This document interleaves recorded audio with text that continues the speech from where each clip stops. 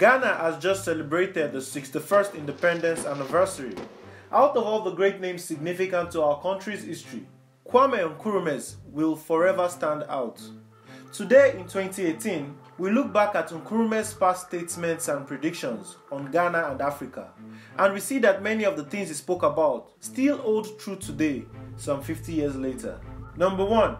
Africa will continue to suffer unless we unite. 1963. No independent African state today by itself has a chance to follow an independent course of economic development.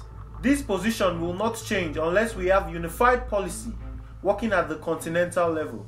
The first step towards our cohesive economy would be a unified monetary zone with initially an agreed common parity for our currencies. Number 2. Economic exploitation of Africa. 1968.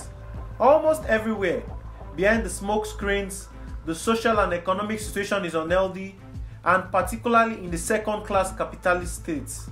And this mounting economic crisis mean heavier dependence on the exploitation of the peoples of Africa, Asia, and Latin America. Number 3. The world will not respect Africa. 1968.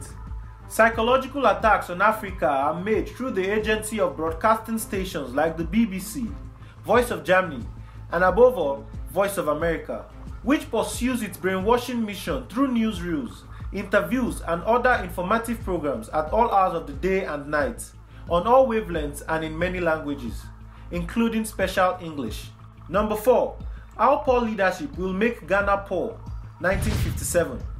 What other countries have taken 300 years or more to achieve, a once dependent territory must try to accomplish in a generation if it is to survive.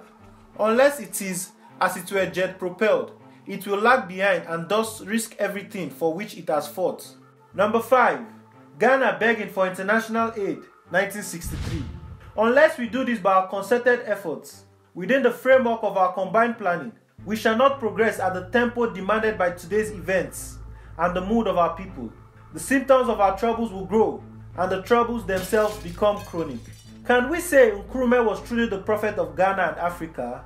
Subscribe to YEN's YouTube channel for more great stuff like this.